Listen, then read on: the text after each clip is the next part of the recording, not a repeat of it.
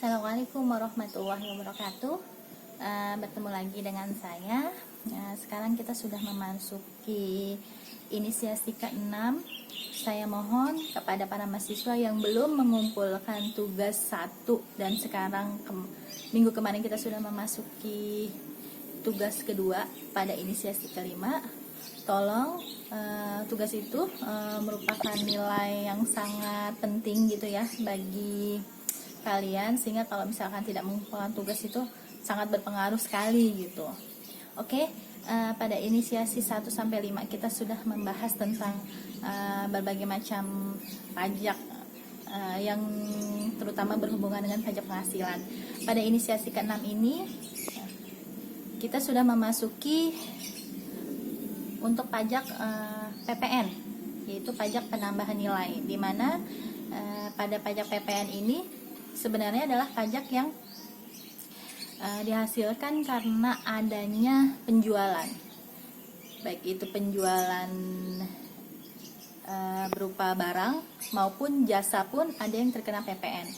Nah, dalam kategori PPN ini sebenarnya yang terkena pajak PPN ini adalah konsumen tingkat akhir, karena setiap transaksi penjualan itu intinya hanya pajak lewat saja, karena setiap PKP gitu ya, itu hanya menerima faktur masukan dan dia berhak membuat faktur keluaran. Jadi kalau di PPN itu kita ada faktur pajak namanya.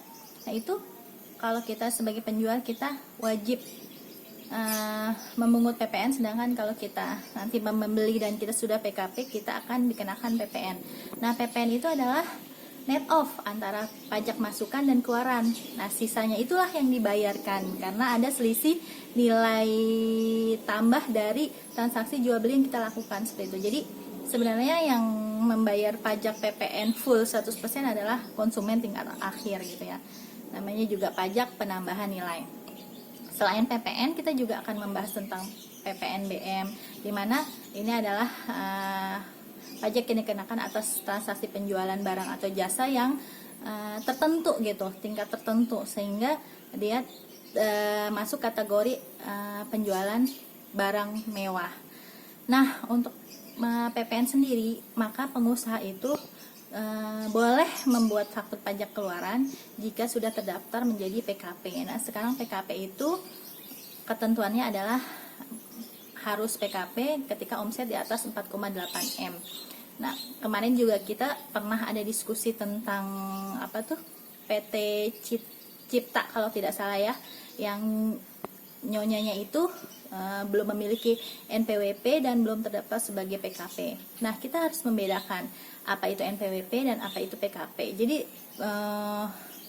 orang itu kalau sudah mempunyai penghasilan wajib NPWP, tapi belum tentu harus wajib menjadi PKP. Nah, itu sekarang kita bisa memahami antara mana pentingnya NPWP dan PKP di antara pajak-pajak yang ada antara pajak penghasilan dan pajak pertambahan nilai atau PPN itu sendiri. Selamat belajar, sukses untuk kita semua. Terima kasih. Assalamualaikum warahmatullahi wabarakatuh.